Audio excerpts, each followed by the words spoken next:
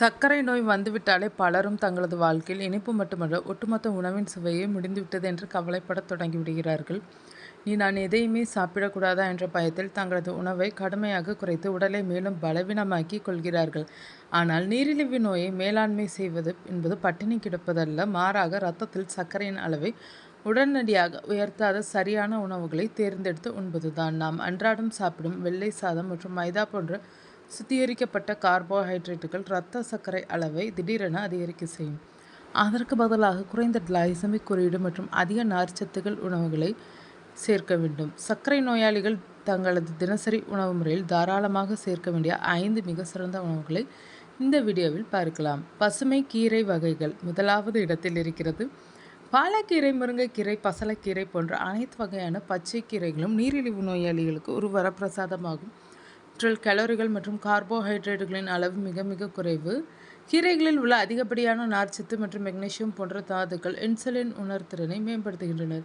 மேலும் இதில் உள்ள வைட்டமின் சி உடலின் நோய் எதிர்ப்பு சக்தியை அதிகரித்து சர்க்கரை நோயால் ஏற்படும் பிற பக்க விளைவுகளை தடுக்கிறது. பாரம்பரிய சிறுதானியங்கள் இரண்டாவது இடத்தில் உள்ளது. நமது பாரம்பரிய உணவுகளான கம்பு, கேழ்வரகு, திணை, குதிரைவாலி மற்றும் சாமை போன்ற சிறுதானியங்கள் வெள்ளை அரிசி சாதத்திற்கு ஒரு மிக சிறந்த மாற்றாகும். சிறுதானியங்கள் குறைந்த கிளைசமிக் குறியீட்டை கொண்டவை, அதாவது இவற்றை சாப்பிடும்போது இதில் இருக்கும் கார்போஹைட்ரேட்டுகள் மெதுவாக செரிமானமாகி இரத்தத்தில் சர்க்கரையை மிக மெதுவாக கலக்க செய்யும். இதனால் சர்க்கரை அளவு திடீரென உயராமல் சீராக இருக்கும். மூன்றாவது இடத்தில் பாகற்காய் உள்ளது. கசப்பு சுவை கொண்டது என்பதால் பலர் ஒதுக்கும் பாகற்காய் சர்க்கரை நோய்க்கு எதிரான ஒரு இயற்கை மருந்தாகும். பாகற்காயில் சாரன்டின் மற்றும் பாலிபெப்டைட் பி ஆகிய வேதிப்பொருட்கள் உள்ளனர். இவை நம் உடலில் இயற்கையாக சுரக்கும் இன்சுலினை போலவே செயல்பட்டு இரத்தத்தில் உள்ள அதிகப்படியான குளுக்கோஸ் அளவை குறைக்க உதவுகின்றனர். வாரத்திற்கு 2 முறையாவது பாகற்காயை உணவில் சேர்த்துக்கொள்வது நல்லது. வெந்தயம் தமிழர்களின் சமையல் அறையில் இன்றியமையாத மசாலா பொருளான வெந்தயம் நீரிழிவு நோயை கட்டுப்படுத்துவதில் முக்கிய பங்கு வகிக்கிறது. வெந்தயத்தில் கரையக்கூடிய நார்ச்சத்துக்கள் அதிக அளவில் உள்ளன.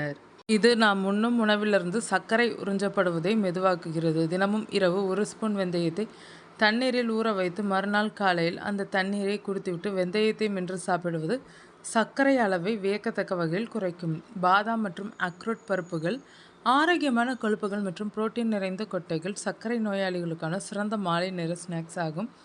பாதாம் மற்றும் அக்ரோட் பருப்புகளில் கார்போஹைட்ரேட்டுகள் மிக குறைவு. இவை இன்சுலின் எதிர்ப்பை குறைத்து இதய ஆரோக்கியத்தை பாதுகாக்கின்றனர். தினமும் 4 முதல் 5 பாதாம் பருப்புகளை ஊற வைத்து சாப்பிடுவது உங்கள் பசியை கட்டுப்படுத்துவதுடன் சர்க்கரை அளவையும் சீராக வைக்கும். சர்க்கரை நோயாளிகள் தங்களது முக்கிய உணவை மாற்றும் போது உடலில் ஏற்படும் மாற்றங்களில் வெள்ளை அரிசி சாதம் உட்கொள்வதால் விளைவு அதிக கிளைசமிக் குறியீடு கொண்டது. சாப்பிட்ட 30 நிமிடங்களில் இரத்த சர்க்கரை அளவை அசுர வேகத்தில் உயர்த்தும். பசித்தன்மை எளிதில் செரிமானமாகி விடுவதால் சாப்பிட்டு சில மணி நேரங்களிலேயே மீண்டும் பசி எடுக்க தூண்டும். சிறுதானிய உணவு வகைகளில் குறைந்த கிளைசமிக் குறியீடு கொண்டது. சர்க்கரை மெதுவாகவும் சீராகவும் இரத்தத்தில் வெளியிடும். அதிக நார்ச்சத்துள்ளதால் நீண்ட நேரம் வயிறு நிறைந்த உணவை தந்த தேவையற்ற நொறுக்கு தீனி ஆசையை கட்டுப்படுத்தும்.